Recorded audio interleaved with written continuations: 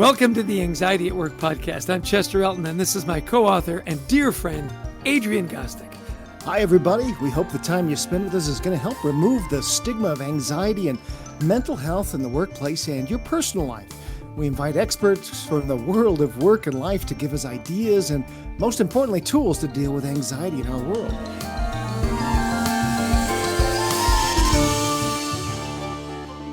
And the podcast is brought to you by one of our wonderful sponsors, Life Guides. We want to thank Life Guides. They're a peer-to-peer community that helps people navigate through their day-to-day stressors by providing a place of empathy, listening, wisdom, and support with a guide who has walked in your shoes, experiencing the same challenges of life that you have. Go to lifeguides.com/schedule a demo and add the code HEALTHY2021 in the text box, and you'll get 2 free months of free service. What a deal! Oh, we all love free. We also want to send a big thanks to our sponsor, Go Happy Hub, the most inclusive and timely way to communicate and engage directly with your frontline people, your employees, your candidates, with a 95% plus open rates. With Go Happy Hub, you can send text messages directly from corporate and enable permissions for your frontline leaders to communicate with their team members. They can send notes of gratitude, logistical updates, referral opportunities, LTOs, new hire introductions, learning content, celebrations, and more. You easily can get the right message to the right people. And now, if you tell them Adrian sent you, or maybe even Chester, you get a 60-day free trial. That's Go Happy Hub. Yeah, take advantage of those great offers. We've got our business out of the way, and now we want to introduce you to our guest. I wish we'd recorded the pre-record. We've had more fun with Andy than we probably should have been allowed. He is our new friend. His name is Andy Holmes. He comes to us from the UK today. Andy is the global head of Wellbeing for reckitt, a UK-based consumer goods company with over 40,000 employees. You know reckitt as the makers of Clearasil. Boy, did I use a lot of that when I was a teenager. Lysol, Airwick, and many other products you use every day. Andy is responsible for the design, development, provision of, and access to well-being for the entire global workforce. Andy, welcome to our humble podcast. Hey, thanks for joining the show, Andy. Just so everybody knows, Andy and I were on a panel together a little while back, and it was so fun that I knew we had to have him on the podcast. So we want to get to know you first. Tell us a little bit about your background. Fellow ice hockey player. We just call it hockey, but in England we have to call it ice hockey because there's other kinds of hockey there. And then tell us a little about your business background, how you got to this really fascinating role at reckitt. Yeah, cool. So no, thank you for having me on, and likewise, I'm really looking forward to this. It was great to meet you last time, and I'm hoping that Chester doesn't taint the experience too much. I'm from from the north of England, a little city called Durham, which is near Newcastle. So it's kind of like Game of Thrones. It's north of the Wall. It gets very cold up that way. So I was born there, 3-year-old, went to my best friend's big brother's birthday party, started skating and started playing hockey from that point on. I was very fortunate in that, I got to travel the world, played England GB, captain GB, and got to experience some incredible things. But I think that for me was what catalyzed the start of my fascination with where we are now. People, human interactions, what drives behavior, and what I call the why behind the what. So many people are familiar with what we see on a day-to-day basis, what we feel, what we experience, but we don't always question why. I think my curiosity really came from a real diversity of experiences. I was very fortunate, as I say, I got to travel the world. I got to, live in South Africa. I lived there for 2 years. I lived in Australia for 5 years. I've worked in 35 countries, working with GSK and with reckitt. And I think the one thing that I learned through that whole period was that people and interpersonal dynamics do run the world. Even though we're getting more and more advanced in terms of technology, we're starting to pursue things like digital, operational efficiencies. Ultimately, it is still the human person that, that automates all of that influences, that programs it. And it's us as humans and, communities who look to benefit from that. So I think the thing for me that I also realized going through that, incredible range of experiences is that the reason that people fail to succeed or feel fulfilled is very rarely because they are not capable. It's because they lack the capacity to be consistently capable. And what I mean by that is that capacity from a well-being perspective, but capacity and consistency from a mental health and well-being perspective as well. So people can show up, you can have all the skills and the knowledge that you need in the world, but if at that point, at that moment in time, in that environment with those people, you can't get everything that you've got together in the right space, you aren't going to succeed, and you're going to walk away from whatever that experience was feeling unfulfilled. And that for me is where the magic of being human really comes in. Yeah, so insightful, and you're traveling the world and whatnot gave you that perspective. That isn't it interesting that no matter where you are people, right? There are some cultural differences, and yet when it's all said and done, people are people, aren't they? No, absolutely, Chester. I mean, people are people, and I think the one thing that I would sort of probably, I suppose, gain from my experiences across so many different countries is that people are people. It's the stories that we tell ourselves that change with culture. So we will tell ourselves stories based on what's acceptable, what's not acceptable, based on where we come from, what our cultural background suggests is acceptable. But ultimately, we're all fueled by the same sort of things. We're wired the same way. Our biology doesn't differ a huge amount. The biggest thing for me is it's our perception of our fit within our environment, which dictates the moods and the emotions that we experience. So for me, when I see people who fail to feel fulfilled, it typically comes from a place of either feeling anxious or a lack of psychological safety, or just feeling kind of like you're a square peg in a round hole, whatever that might look like in that particular environment or community that you're actually in at that point in time. Yeah. So let's go to the macro level and talk about what you're seeing there, the good and the bad, right? What have you seen organizations around the world doing to improve that conversation around well-being and anxiety at work over the last year or two in particular? What's working well in organizations, and how are you helping to change the narrative where you are around anxiety, well-being, and mental health? Yes, so I think it's a really, really interesting space. And I used a fairly provocative term last week at a conference I was speaking at. But I think when you say what are organizations doing, a ton, what is that resulting in? An awful lot of noise. I think the biggest reflection that I have is that through this experience of COVID and through lockdowns and everything else, we've lost a lot of the things that really enable us to feel human, to feel alive, to feel connected to our environment and the world in which we live. We lost control a lot of the mechanisms and the levers that we're used to pulling individually or collectively as part of a community that would help us to understand, I guess, as a barometer, our levels of psychological safety or fit or comfort or satisfaction or fulfillment. And what we've done at the same time is organizations have approached this saying, well, we need to do something. We're not really sure what that something is, so we're going to do a lot of stuff. And what that's created is a lot of noise, a lot of complexity, a lot of confusion, and not a lot of progress from my perspective. We're relying on individuals who are already, struggling with the environment around them, who are already under-resourced from a well-being perspective, to make sense of narratives around D&I, around race, around behavior, around well-being, around culture, around performance, around politics. We're relying on that one individual who is already struggling to make sense of the world to then take on board all of these new narratives, these initiatives, these implementations, these deployments, and try and figure out, how does this fit together? What does it mean to me? How does it help me? And what on earth should I do with it? So for me, I think the well-being space has got incredibly complex through good intent, but we've got to a point where we've created an awful lot of noise on top of what is already a very saturated world for our little kind of Homo sapien brains to try and process day to day. So in terms of what's working well, for me, I think it's where we try and focus on being human. So be more human rather than human being rather than human doing. And in doing that, try and focus on what is it that makes us different. As a species, what is it that makes us unique?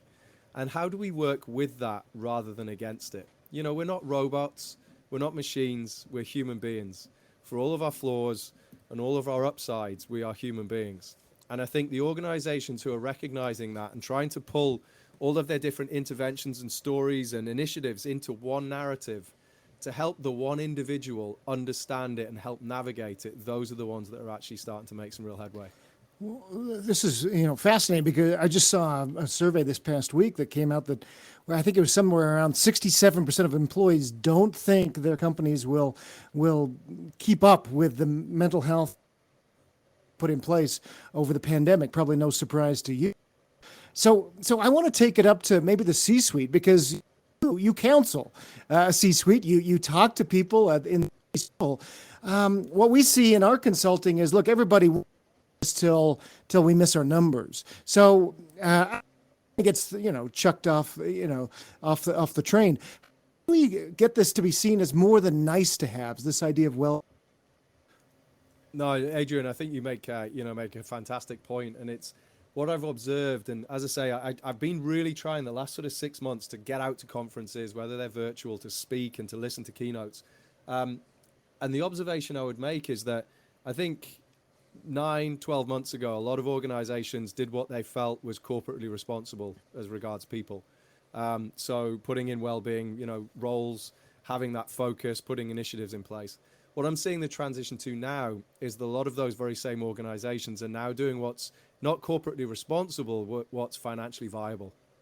So maybe they haven't realized their businesses pick up in the way that they thought they would. Maybe, business has got tighter or they've lost talent.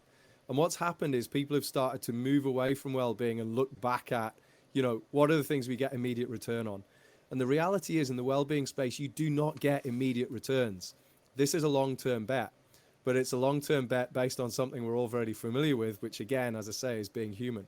So, I think that the big transition point for me is if well-being and mental health is going to sustain in an organization, and as opposed to being something that people feel corporately responsible for, or that people feel is financially viable, we have to give it some teeth. And that sounds terrible. I recognize when you come at it from a mental health perspective, because this is people we're dealing with. But if it's going to sustain in an organization that has to deliver to shareholders, that have to hit performance figures, then it has to have teeth. There has to be a performance or an opportunity upside to it as well. So one of the big bits that we've been working on in terms of, and what I've done is to try and change the narrative, is instead of talking about just anxiety and just mental health, it's how do you stretch that? So we start to talk about mental energy. So some days everyone will be up, some days other people will be down. But it's about the day to day. So how do you take it, rather than mental health and anxiety being something that you deal with and intervene on when it becomes acute, how do you actually deal with it on the chronic everyday basis? Because that's where it really becomes powerful. How does that become woven into leadership behaviors? How does that become woven into the fabric of daily cadence, how the meetings are set up, etc., etc. But also on top of that, how do you ensure that at the same time it gives a performance upside? So what we're looking at is how does well-being not only influence, mental health and mindset, but how does it improve cognitive focus? How does it improve efficiency? How does it improve fulfillment and feelings of well-being and engagement? Because they're ultimately going to be part of that war on talent that we keep hearing a lot about as well. So is that where you're really hoping the future of the conversation about mental health will be? More specific accountability rather than, as you said, all the noise, but it gets really specific. Is that the future of the conversation, do you think? Is that where you're hoping it's going to go? I think for me, that the future of the conversation, if you were to say to me, what's the future of well-being? It's when well-being is no longer a thing. Right. It has to just be what we do. It's who we are, how we operate, how we exist. I think from a mental health perspective, I think there's a huge stigma, and we're all aware of this, around mental health. Some places you use the term mental health or things like anxiety or depression, and people get very nervous around that. They clam up, they don't know how to talk about it. Maybe some people don't want to be associated with it. Maybe other people, I don't have that. That's not my label, therefore that's not me. I think the future of mental health is how do we stretch mental health to be something everyone deserves to have, as opposed to something that unfortunately the few don't have. So right. I think how do you look at it as a real upside, as a almost as a stake at the table, as opposed to being how do we deal with people when they fall off the wagon? Because that's not really what it's about. Mental health is not something that deteriorates overnight. Anxiety is not something that happens overnight. It's a chronic deterioration that happens as people, fail to recognize the symptoms in themselves, and they fail to have the support around them that helps them to make them aware of the symptoms that they should be concerned about.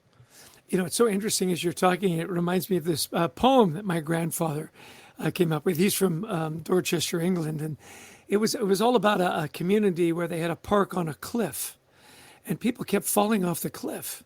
So the town got together and said, "Well, do we build a fence or do we buy an ambulance?" Right? So an ambulance for the people that have fallen over a fence to prevent it. And that's kind of what you're talking about, isn't it? Yeah. I mean, Yeah. if we build a fence, we won't need to have this, rush in when people have fallen off the wagon. I love that story because I've got a vision of it, and it's, but it's. I think the interesting thing with that though, Chester, is that, if you were to ask most organizations, every organization will have an EAP, an employee assistance program. Right. Every organization, or some organizations will have mental health first aiders. If you were to ask them, what's the uptake like on EAP and mental health first aiders? Most organizations will probably also tell you it's close to zero. Yeah. What we've done is we partnered with an organization called Heart on My Sleeve, and their whole focus is around real lives, real mates, real conversations. They're an Australian-based organization. And they've kind of got rid of the hierarchy. So instead of it being about training managers to deal with your employees, it's about how do you just be a real mate to someone? That's it. That's it, flat. How do you ensure that those conversations happen at an earlier point on a more day-to-day basis with a lot more authenticity? So then and what that allows you to do, if you look at the normal distribution curve, is instead of dealing with the 15% of people who might think or worry that they've got some sort of mental health problem, you actually start to tap into that 60% in the middle of the bell curve that don't think they've got a problem, but are also probably a bit lethargic and a bit of a funk about day-to-day life or feeling a little bit unfulfilled. It's a bit like, we were talking about comedians, before we came on air. Comedians do a phenomenal job of creating shared experiences that everyone can connect and bond with. And I think from a mental health perspective, it's not about having conversations that few people have experienced. It's about having conversations about scenarios that the majority have experienced and would like to not experience again. And we love what you're doing there with your folks. And of course, Life Guides, our sponsor, does the very similar work with putting you in touch with somebody who's gone through the same experience. You look at soldiers coming back from war. They find the best people they speak to are not therapists, but fellow soldiers who've been in the trenches. So we want to get really specific now, Andy. We want to turn to Reckitt and want to think about what you're doing and learn from you. We love your mission, by the way, to protect, heal, and nurture in the relentless pursuit of a cleaner and healthier world. It's pretty hard to be thoughtless and mean to your employees when you've got a mission like that, right? Yeah. So what's your organization doing to fulfill that promise to your people, to care for their well-being? No, absolutely. And look, I believe in being very authentic. I'm not going to sort of sit here and say, we've got it nailed. We're doing everything perfectly because, we're still going through a period. Everyone's had a tough time. And, I think one of the things about Reckitt is that it's driven and fueled by individuals who have a real sense of purpose and a passion to move things forward, which means we have a lot of people who are really invested and will push themselves probably, further than others might. So we have a real duty of care to our employees because it's a bit like having a high performance athlete. You know that they can run fast, but you also know that they're fairly highly tuned and fairly prone to injuries. So we need to be really careful with our talent and our workforce. In terms of what we're doing, as I say, we're trying to make the conversation more about day-to-day rather than interventions and statements. So one of the things we've kind of pulled back from, and it may well be that we've been seen as a little quieter in this space, is we've stopped making external statements and pledges about what we're doing. We're trying to let it live and breathe through the day-to-day experiences that people go through the experiences that they have with their managers and their peers and their colleagues in terms of support. We've recalibrated our leadership behaviors. So one of our 4 leadership behaviors is care. So it's really putting it kind of front and center. It's changing the narrative. It's changing the language. But it also changes the expectations that we have on not just what leaders do, but how they go about doing it, how they interact with, how they support their people, but also how they drive out performance as well. So, people come to Reckitt, people want to perform. We have a duty of care to make sure that they don't underperform themselves in trying to outperform the business. So I think that's a real key notion to sort of put in place. We're starting to look at things like daily cadence and circadian rhythms. because a lot of the stuff that we do and the way that we operate on a day-to-day basis is really at odds with what our bodies are trying to do day to day. You know, we're made to have high cortisol early in the mornings, which is our deep focus, our problem solving, our deep thinking phase. We're built to be more collaborative later in the day. But so often people will turn up, you do your emails first thing. It's not a great use of your peak performance time. And then we expect people, you know, people try and work late in the evening trying to do problem solving or writing decks or whatever it might be. So what we're trying to do is educate people through experiences and through coaching, not through training, but through coaching. We're trying to re-educate people as to how do you start to balance what you set out to achieve and do with who you are and how you want to be. So little notions like, you know, instead of just having a to-do list on a daily basis, what's your to-be list? When you get to the end of your day and you tick your list off, have you done everything you need to do? And have you managed to be the person that you set out to be? So a simple example of that is, you know, if I was to say to you, what do you want to be when you get to the end of the day? Are you going to be fulfilled? Are you going to be proud? Are you going to be successful? Are you going to be disenchanted? Are you going to be exhausted? It puts a very different lens on who shows up and what success looks like day to day. So little changes like that, but then also underpinning that with the way that we expect people to lead and to show up and to behave day to day. That's, I think, where the secret lies, not in interventions or patches or statements that we can make externally. See, I told you he'd be good, Chess. You know, and you said no. And I said, no, give him a chance. Yeah, it's good stuff, right? You had me at ice hockey. Yeah, there you go. But, you know, Andy, it is so interesting because when you say, how do you want to be at the end of the day? It really struck me because sometimes we say, I'm exhausted. Oh, that was a good day. Yeah. You know, I gave it all. I'm exhausted. Instead of, gee, that was great. I'm exhilarated. I'm excited. But can I just jump on that, Chester? Because it's something that we had a conversation about, not you and I, but me and the organization about a year ago when we were looking at who we would partner with on this sort of stuff. And we had a lot of people who said, you know, on a real high, and they were in the zone and they were buzzing and they felt efficient. And I think when you ask people, a lot of people say, you know, I'm exhausted, but I've had a really productive day. What they've done is actually been surfing a cortisol wave the whole day long. And you know what happens when you come to a cortisol wave that ends at the end of the day? You get a really bad night's sleep. And after a really bad night's sleep, you get a really flat cortisol curve the next morning, which means this then starts to fuel a downward cycle in the individual, but also the impact they have on the environment around them. So if I can just sort of extrapolate that a little bit more, if someone works late in the day, they peak their cortisol late in the day, you suppress your sleep drive, which means you get a poor night's sleep, you don't recover properly. The first thing that suffers when you don't sleep well is you lose the ability to emotionally regulate yourself, which means you're not conscious of your mood, which means you have a raised threat perception. So you will see, you know, it's clinically proven that people who are tired will perceive a neutral face as negative or threatening, which then means the behaviors you put it back into the organization the next day are on the slant of negative. By default, you create bias and a lack of psychological safety for the people around you. So these aren't, you know, they're funny things. And yeah, if someone wants to do a PowerPoint deck late at night, fine. But they have really serious ramifications when you've got tens of thousands of people doing the same thing. So our challenge is, how do we get people into recovery mode before they get to bed? So little things like, if you're going to do a PowerPoint deck, how can we get people to draw it on paper so you don't peak your cortisol, and then do the deep thought of actually creating the deck the next morning when you do have your cortisol?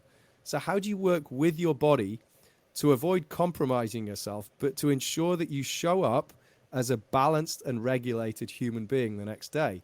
Because when we talk about things like anxiety, it typically comes from an inability to regulate or finish regulating the emotions that we're feeling.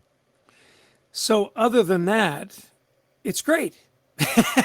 Other than all of that, being exhausted is great. Yeah. You know, really fascinating. And I love the way that you've gone clinical on it as well. So it's not just a story or an emotion. You say, look, we've done the research. This is what's going to happen. You know, Adrian and I often talk about, you know, send your people home happy. At the end of the day, if you're happy, that ripple effect, you know, through your family, through your sleep and so on is dramatic. Well, let's jump into the global piece, because you've lived in a lot of different countries and you know, you see the differences in traditions and stories and so on. Also generationally, What kind of insights can you bring around anxiety and well-being generationally and even globally in the different traditions? Are there some nuances that you've seen that you could share with our listeners? No, definitely. I think that the one thing that I would say is, I suppose, a segue. One of the things that I've been looking at is what I call flow state meetings. So we spend a lot of our days in meetings. If you consider flow state, which is what a lot of athletes, you'll have heard that phrase used. It's where you have high challenge and high skill. And there's a sweet spot in the middle where you get into a flow state. You put a set of Lego bricks in front of a kid and they're in flow state within 2 minutes. You can shout them for dinner, they never come, all the rest of it. But if you're in a meeting where you've got a high challenge and a lack of skill, you create anxiety. So if you've got people who are high challenge, low skill, they'll be anxious. If you've got people in the same meeting who are high skill, low challenge, they're going to be bored. Now you look at that, if you've got people who are spending 10 hours a day in meetings like that, it's not a great place for people to be. Sometimes you're going to be bored, sometimes you're anxious. Either way, you're unfulfilled. Now, when you start to look generationally, there's a big disconnect in terms of formative experiences. So what we see at a board level and a board -1, -2, a lot of the people who grew up in that space grew up where, the formative ages between sort of 12 and 15, where the world was a fairly secure place. You could leave your BMX on the drive and it was okay. Investments tended to pay off. The housing market tended to kind of creep up gradually and you did okay. If you look at a lot of the people who are kind of below that level now in organizations, they've grown up in a world or a VUCA world, as we often hear it called, but they've grown up in a world where nothing's safe, nothing's secure, and they're probably not going to achieve the security in terms of financial acquisition that their predecessors had. So you're already starting with those generations from a place where they just don't have the same levels of control over their world that the people who lead them do. So there's definitely a disconnect there, because as business gets tough, as businesses are looking to rebound and they're not seeing the rebound as quickly, you have senior leaders at the top who are pulling their strings from a place of control and comfort. But you have people lower down who don't have those strappings or those securities, but also feel that they're in a state of flux. It's what they've grown up in. So you have very different dynamics at play in terms of what motivates them, but also their expectations and what stresses them as well. We've had a situation across the world where we've got graduates who are maybe sharing houses or flats with 5 or 6 other people, and they're all fighting to get the dining room table to do a teleconference. But then you've got a very senior leader who's got their own home with a purpose-built office at the end of the garden or whatever else it might be. And those dynamics make the same day and the same meeting incredibly different. So, the anxiety that can cause is very different. The other thing that we've noticed is that people who've been in organizations longer have a better network. So they don't need that same sort of reassurance. They don't need that those same reference points to give them psychological safety. People who've either joined and are younger in their careers or have joined during lockdown, they haven't had the chance to make those networks, to build those circles of influence, to create those barometers and those sensors that help them to understand, when am I safe, when am I not. So if you look at a very basic level, if an individual has something they disagree with in a meeting, or an individual has a task they have to do late at night, and they may choose or feel that they don't want to or shouldn't have to do either of those things, they're then left with a choice of, well, do I put myself out there and risk that I'm throwing a pebble into a pond and I don't know what the ripple's going to be? Or do I just keep it to myself and just button down the hatches and just keep going? And I think that for me is where I'm seeing a lot of the anxiety come from, is that people just don't have those frames of reference anymore, especially the younger generations without the networks, the frames of reference that help them to understand, when am I safe, when am I secure, when can I stop worrying? And one thing we know about our wonderful human brains is that suppression of emotion is pretty much the most exhausting thing our brains can do on a day-to-day basis. So your executive brain can keep operating, but your energy and your cycle, your cognitive reserves are being absolutely drained by trying to suppress these emotions and just try and keep things on a level. Andy, this has just been Terrific. I am actually, we're done because I have no more room to write notes on my pad here. So Ran out of ink. this has just been awesome, Andy. We need to have you back, obviously. But so I'd love to come back, but can I come to okay. Utah? Because I don't want to go to, No, who'd want to go to New Jersey? Yeah. Hey, let's wrap up now, and our time, unfortunately, is over. But give us some thoughts, Andy. If one or two things you'd want our listeners to take away from all the work you have done on wellness over the last few years, what would you want us to take away? I think for me that the biggest thing we can hope to achieve in this space is self-awareness. I think, there's a lot of data, whether it's Garmin's or Fitbits or Apple Watches or everything else, which will give you stats and data. The biggest thing you need to have is self-awareness and self-insight, because if you have that, then you can start to self-regulate. If you can self-regulate, then you can start to feel more fit with your environment. So a lot of where, the challenge comes from is that we try to, I suppose, get our fulfillment in the wrong places, so that we might feel awful or not be the person we want to be at the end of the day, but we try and substitute that by achieving lots of things. What I would say is, if you're going to have a to-do list, make your to-be the first item on it and make sure it's the one thing that you click off every day. So that would be the first piece. The second piece would be, if you're feeling something, it's okay. No matter what you're feeling, no matter whether it's positive or negative, it's okay. Our brains are having a tough time at the moment. And so when it comes to mental health and anxiety, don't feel bad or don't criticize yourself or don't beat yourself up for feeling something. Mood is our body signal to our brain that we need to change something. And that's the biggest message we can all take away. If you can sense your own mood, whether you're up, whether you're down, it's not about absolutes. It's about relatively, are you up or down versus yesterday? You can figure out what you need to change. That combined with the self-awareness is the secret to being a little bit more content a little bit more of the time. Great. Hey, where can people find more about your work that you're doing at reckitt, maybe what you're publishing and putting out there? Where would you send them? Yeah, so I mean, LinkedIn tends to be the place that, I do a lot of stuff. I've been a little bit quieter just because we've been trying to focus on the internal stuff. But as I say, the last sort of 3 or 4 months, I've been getting out doing a lot more speaking, a lot more conferences, and I'll be starting to post a lot more in terms of vlogs and things, because I like to be provocative in this space. I think there's a lot of people doing the same stuff and getting the same results, which is not a lot. So I think, the more that we can stimulate and catalyze people to collaborate and work together, the better. So yeah, catch me on LinkedIn. I've just set up a Twitter account. I've never been on there before, so I'm getting immersed in all this. I'll probably have to do, I don't know, what is it, TikTok or something?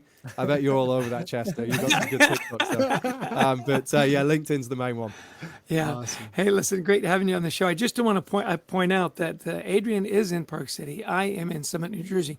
We actually have an NHL hockey team where I live. I'm just going to say, Park City hasn't got an NHL hockey team. Other than that, hey, a delight to have you on the show, Andy. Really a lot of fun. It's been great, guys. I've really enjoyed it. Well, another amazing podcast, Jess. Andy Holmes from reckitt, Chief Wellness Officer, and also, heck of a fun and engaging guy. I love what he started talking about, that this idea of, people who do not feel fulfilled do not have the capacity to succeed, that we don't sometimes think about that. It's, often we're just thinking about, do you have the skills? Do you have the mental strength to do this? But are we putting it all together? Are we creating an environment where people can succeed? Well, and he's very good about bringing it back to the business results, right? How does this really talk about performance? He also talked about being patient, that it's going to take a while for that to come about. I loved his to-be list. I'm big on to-do lists. I love this idea of who do you want to be at the end of the day? Yeah. And do you want to be fulfilled? Do you want to be exhausted? Do you want to feel accomplished, or do you want to feel undernourished? I thought that was a great takeaway for me. It was. I also like as leaders, we have a duty of care to our employees, and we have to realize that some days we're going to have if we have a balanced team mental health, some days people are up, some days some people are down, and that's okay. We've got to allow that. We've got to realize we're all human. And what makes us unique is that we don't have the same cortisol, surging through our bodies at the same levels.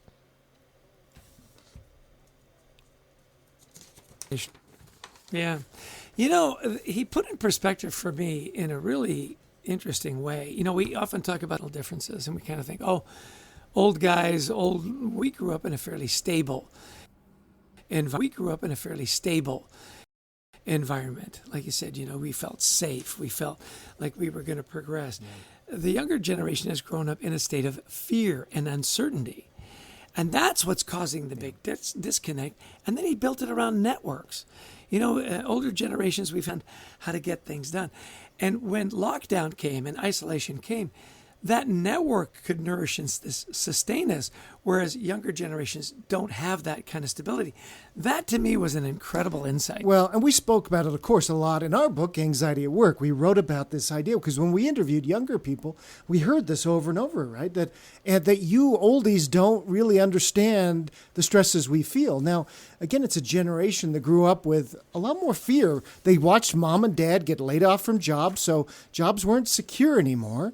They watched, mom and dad be fearful of their future. They watched, they got put through, active shooter drills and all these scary things. Also, they get to the workplace and they realize that all these huge, salaried fancy jobs weren't there for them. So you're right. So what he's saying is, I love that what he's saying is that we're in a different place and we tend to pull the strings from a position of comfort and control. And we have to realize, we had one of our senior leaders, if you remember, we were working with, he went to his people at the beginning of this pandemic and said, folks, we're all in this together. And he said, after listening to my people for a couple of weeks, I came back and I went, we're not in this together. No. Yeah. You have way different experiences. You're trying to have little kids at home. You're trying to get them into school. You're crammed in little apartments. We have big houses. We're empty nesters. We're not in this together, but we can listen and we can understand and we can help. Yeah. My last takeaway, I loved his, what are the two things you want to remember is self-awareness and self-insight. And to your point, it's okay just to be. Whatever you're going through, just be that. And to have that self-awareness and self-insight. Well, as always, special thanks to our wonderful producer, Brent Klein, to Christy Lawrence, who gets all our amazing guests for us, and to all of those of you who've given us your time and are listening in. We really appreciate it. We certainly do, especially if you download it. That helps us build up this amazing network we're starting to build. We want to thank our sponsor, Life Guides, a peer-to-peer community that helps people navigate through their day-to-day stressors by providing a guide who has walked in your shoes, a mate, as Andy said. So go to lifeguides.com/schedule-a-demo and add the code HEALTHY2021 and you get 2 months of free service. Why wouldn't you try that? Yeah, I love it when you say schedule in deference to our friend from the UK. And our friends at Go Happy Hub, really a remarkable platform. Everybody wants to engage their employees. They want to communicate in effective ways. And that's exactly what Go Happy does. It's messaging to your frontline employees with a 95% open rate. They don't use an app. They use texts. You can communicate gratitude, logistical updates, referral opportunities, LTO, new hires for your teams, and on and on. And again, if you say, hey, Adrian sent you or Chester sent you, you get a 60-day free trial. Check it out. That's Go Happy Hub. Well, thanks everybody for joining us today. Hopefully you have a great week of mental health, and we are here in this community to bring you ideas and tips and hopefully make your day better. You bet. Take care. Be happy. Be well.